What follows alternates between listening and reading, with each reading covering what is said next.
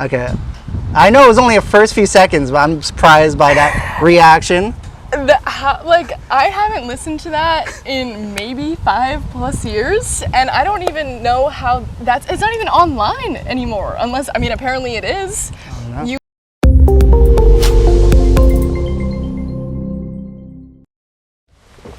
Hello, my name's Christian.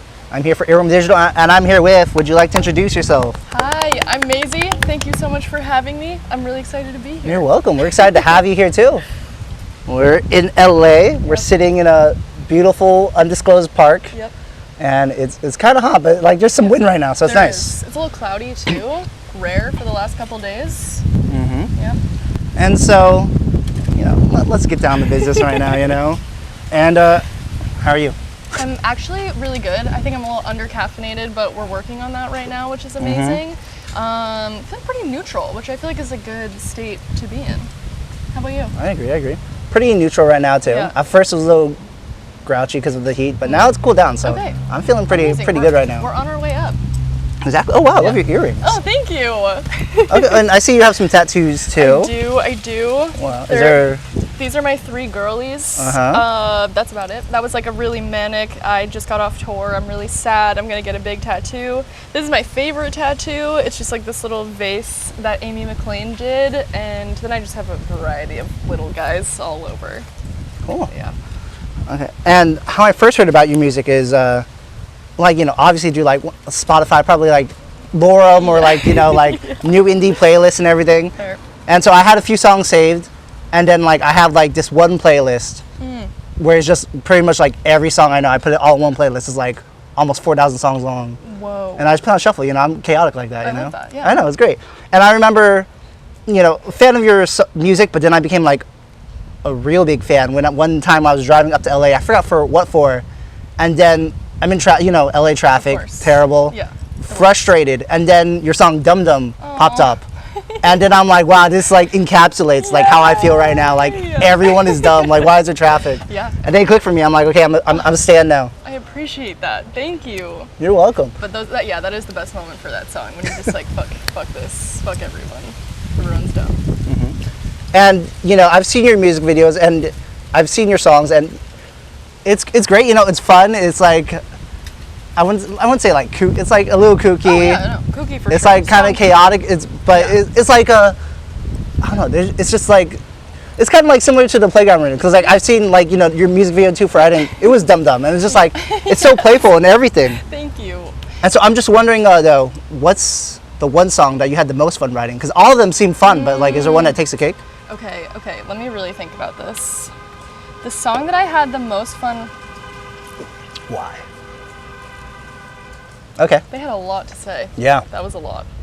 The song that I had the most fun writing was either All I Ever Wanted, or it's a song that hasn't come out yet, which I had like the best time ever writing, and it was just like absolute mania, just getting on the mic, riffing some nonsense, screaming, like kind of the best, most cathartic experience ever. But yeah, other than that, All I Ever Wanted, because that was cathartic in like a mean way, like me being like, oh, I'm so angry at this person, I need to get it out, and then we did, and it felt really good.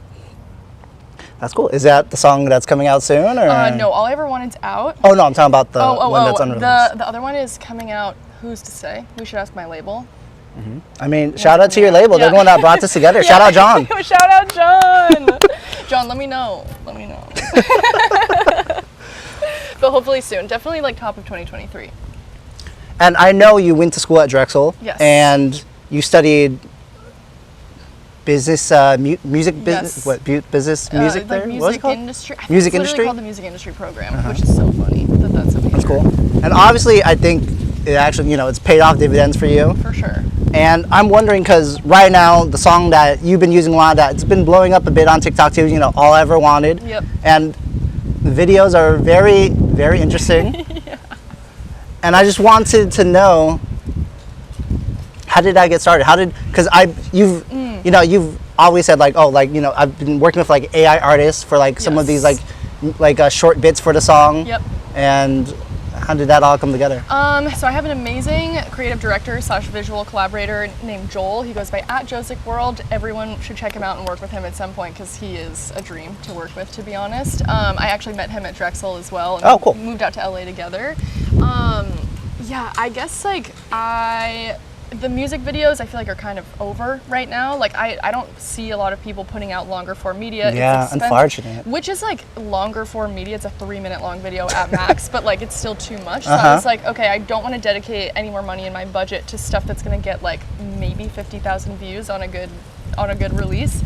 So I just was like, we should do vertical cut downs of everything, vertical music videos, little, I don't know, music video moments. Love AI art. Like that was sort of like the visual thesis for the entire album that I've been making, was just sort of like, I'm obsessed with where it's going and very scared of also what's going to come out of AI art. And so I just wanted to like emphasize that and center that in the visuals. And it also just happens to look a lot like a trip, like a psychedelic trip. So it was just sort of the best of both worlds, being able to execute like the visual brand while also being able to use like a really cool resource like AI. So yeah. Yeah, the first one I watched about like that series you're doing is like the one you guys are in a car and then it's like all this frog stuff and you're like, hey, like you good? And I'm like, okay, like this is cool. And then later on, I think you posted one. It's like you're in the bathroom, you turn on off lights, and I'm like, I don't like this at all. Yes, yeah. This is way too much. That was a really polarizing one, and it blew up. That's the one that blew up. Yeah, I've noticed on TikTok. Yeah. That was insane. It just happened like last weekend, and that was overwhelming. Like anything getting over 1 million views is so terrifying to me, but grateful it happened. Yeah, people were like either I love this or I hate it, which I feel like is kind of the best place to be, you know? True. And let's talk about psychedelics for a little bit, because you know, some of your music, you said, you know, you were influenced by the Beatles, like Sgt. Pepper's, which they're introduced by, I think their gateway was, who's the singer? John Lennon? No, not John Lennon. Oh, you mean the guy who like dosed them? Yeah. Who's the folk singer that introduced them to drugs? I completely forget.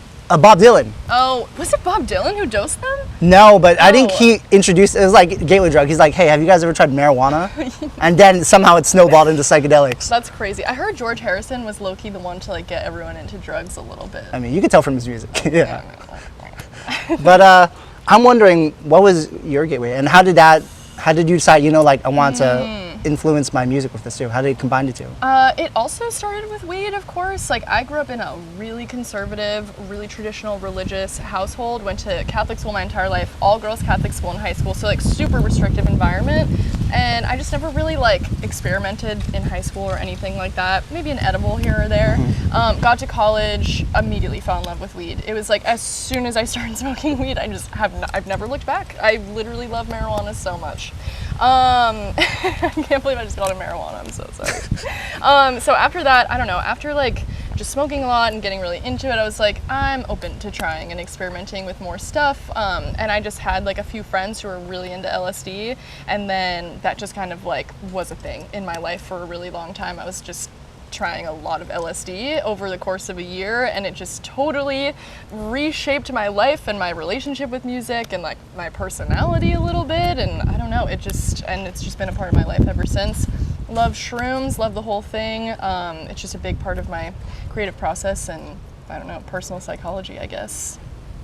That's cool. And to start off this interview with one gift, we actually have a gift for you. Oh my goodness. And it's actually some shrooms. It's some mushrooms. Oh some chocolate mushrooms. Oh, that's so good. These are actually delicious. You've had them for it? Yeah, I they're great. have 1000% had them. And I love the colors too. It is great. The yellow is like so good. Thank you. You're welcome. But talking about your friends back in college, you know, you talked about, I don't remember if the camera was on for this, but you talked about Mikey, your producer, and you know, some other friends, like the person that did the AI art, and then everything. I'm wondering, how did you guys decide to move let's all move to LA? Okay, it's kind of a crazy story. It started with my friend Mikey. He just popped off, went viral with Was It Something I Said? Such a good song, yeah. It's like the best song to ever. Wait, aren't you on that cover? I am, and in the music video. Like all of my friends are in that music video, which is so crazy. But yeah, Was It Something I Said happened, blew up. all of a sudden he's like taking like label meetings, and we're like, wait a second, like, can we do this? Is this real? Like, can we actually make music like this? And then he signed, moved to LA. He was the first to do it. Met John, like just all these homies out here. And then my producer Ely got picked up by Sony ATV, and like just all of a sudden was like, I don't know, crushing it. And so like as soon as all of our friends started getting signed, we were like, maybe we should drop out. Maybe we should do this full time, because I feel like it's a limited window, small window of opportunity. So then I dropped out, and then the pandemic hit, and so we were like, all right, now we really got to make it work, and that was that. Then we moved to LA. That's cool. Hopefully that made sense. No, it made perfect sense. Well, let's talk more about like some of the friends that you made here in LA that are also like singers, songwriters, artists. Yes. Like, how did you become connected with like, you know, Wallice, Spill Tab, Marinelli, and everyone? So I had met Marinelli and Spill Tab before we moved out to LA. We were friends with them before like anyone really started making music or like putting music out, which is really wild. Because Claire went to NYU, and so did my producer Ely and my other friend Joe, who goes on tour with me, and so they were already like connected and friends there. I remember meeting Claire on Halloween, like very briefly, and like she was like leaving for a show, and I was like about to go to her show, and I was like, oh, great to meet you. And then now she lives down the street from me and is a really great friend of mine. Yeah, I don't know. That's we just have been hanging out for a long time. Pretty wild. That's cool. Okay, but you know, enough about the friends. Let's get back to the music a little bit. I'm wondering, what were some artists outside of the Beatles that like, you know, influenced you as like a songwriter, like influences your sound? I would say Andy Schauf. Really love Andy Schauf, especially love like The Party. That was a really big record for me in college, and just has like really carried through. I would say recently it's been King Gizzard, which is, I feel like maybe a weirder reference for the music, but I feel like they're just taking psychedelic rock in the most exciting direction right now, and I just am obsessed with everything that they're doing. Dude, King Gizzard are animals. I mean, they dropped, I remember one year they dropped like 4 or 5 albums. They're dropping like, 3 in October. Yeah. Like they just announced it. I'm like, dude, I love you guys. They're you keep me so fed They're so good though. I know. Ugh, it's amazing. That's cool. Yeah. And so, you know, you moved from Baltimore to Philly and now LA, and obviously you've made friends, have friends along the way. Yes. But I'm wondering, would you like to make another Is It Okay If We Be Friends? Are you kidding me? That would be the dream. Amazing.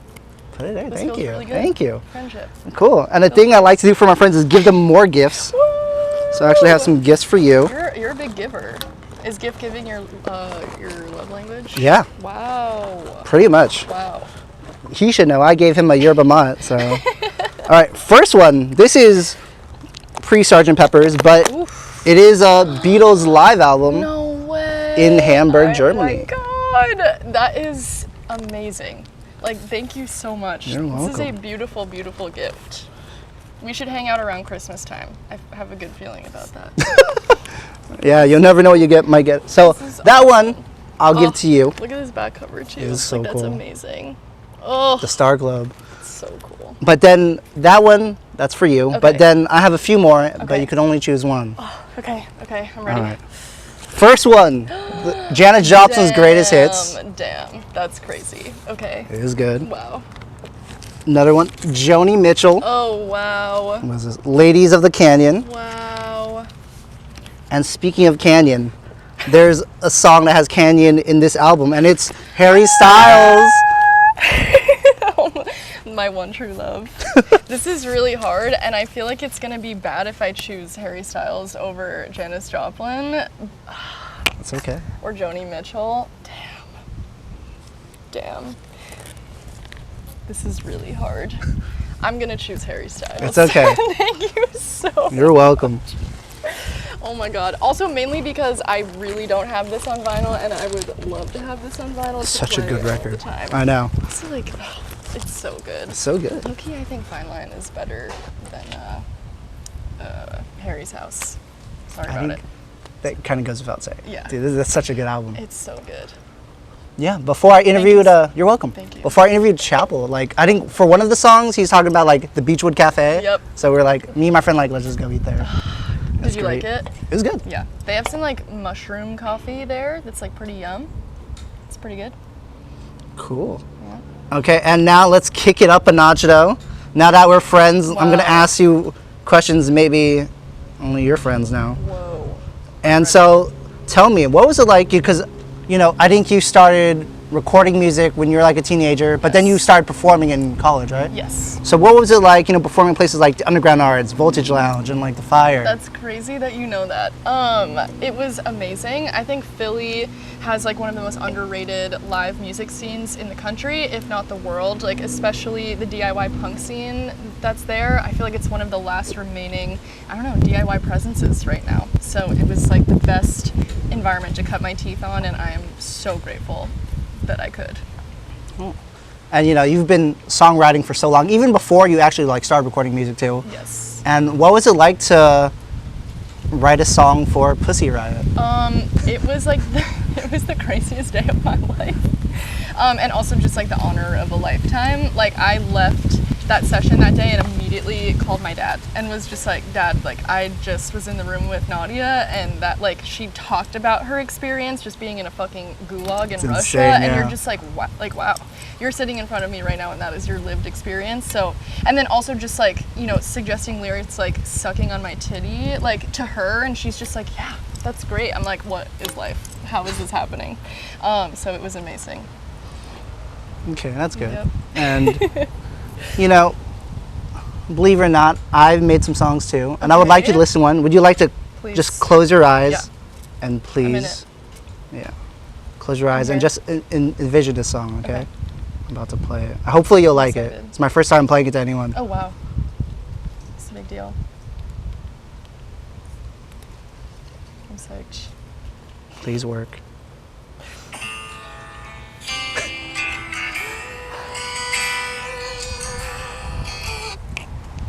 Okay, I know it was only the first few seconds, but I'm surprised by that reaction. Like, I haven't listened to that in maybe 5+ years, and I don't even know how it's not even online anymore, unless, I mean, apparently it is. You found it. That is insane. Yeah, so actually, one of my favorite singers is Grady, and one of his best songs is Can You Hear the Moon? But tell me about Talking to the Moon. Oh my God. Okay, so Talk to the Moon. Wow, I wish Ely was here right now to talk about this. But Talk to the Moon was the first song I ever like tracked and recorded in a studio, and then it ended up being like the name of like my first album that I made. Ely and I like made it together over the course of like 2 years, and it was it was just how I am what I am right now. Wow, that just literally took me back so hard. Holy shit. That's crazy. Right. And real quick for the interview, I want a word from our sponsor for today's interview. It is One Stone Studios. Tell us about that, Mazie. Wow. Oh my God. Okay, so One Stone is Ely, my producer's basement. It's not a real studio. It never was. But he had started this like studio as like a school project or something like that in high school. I don't remember. But they called it One Stone Studios, and it was also like co-run by like another like mutual friend of ours at the time. Yeah, I don't know. Ely was my neighbor at my dad's house, and the other co-owner of that studio was the neighbor at my mom's house, and they both were just basically like, hey, we just are trying to actually get this studio off the ground. You want to come through? We know you play piano. Like, I didn't play piano. I was like, sure, I don't care. And then I got in there one day and just never fucking left. And Ely and I are still working together to this day. So that is crazy. One Stone Studios. Whoa. That's where it all happened. Whoa. Insane. Okay. And we actually have we're wrapping up the interview, but we actually have a fan question. Oh, wow. And I also have something I want to show you later too. It's not a gift, but it's something I thrifted, so I want to show you. Okay, let's go with the second one, because they suggested two, but we'll pick the second one. Okay. So, if you could astral project to follow around or view the entire day of a celebrity, who would you choose and why? Okay, I really want to think about this. Any celebrity in the world, like currently existing? Sure. Okay. I low-key would want to know. Okay. Hold on, I'm really thinking about this. I kind of just want to see what Grimes's day-to-day looks like. Yeah. Just not even as a fan, but just as a human being, I would really like to know I would just really like to know what the fuck she does on a day-to-day basis. Like, when does she sleep? Like, I feel like she doesn't. Like, I don't know. Yeah, so Grimes. Yeah. Oh. All right, and let me show you something because it's related to the fan that asked you this question. Wow. And it is by someone named Wallice W. Yes. She asked you that. Wallice. Isn't this the best merch ever? So good. She's so hot. I Wallice know. is so hot. Let me see if there's anything left to ask you. Wow. I hope you're having a good time. I cannot believe you brought up One Stone. That is literally insane. Thank you. You know, we try our best around here. Okay, well, looks like that's all the time we have for today. Okay. But before we end the interview, because once again, this is all about you, okay, your music, why we're here sitting down right now. Yeah. And so the cameraman is going to put the camera on you. Okay. And now it is your time. You get to plug anything you want, your social media, your new song that could be coming out soon, right. A message to fans. The rest of the time is all you. Okay. Hello, I'm Mazie. I would love for you to follow me on @HeyMazie. 2 Y's, couldn't get the 1 Y. Working on it though. Tough. @HeyMazie across all social media platforms. My debut album is dropping at some point in 2023. John, let me know again. But it's dropping at some point in 2023, and I would love for you to listen to it. It is really amazing, and I'm actually really proud of it and excited. Yeah, I think that's it. I think that's me. Thank you so much for having me. This was amazing. Thank you. Glad you had a good time. Yay!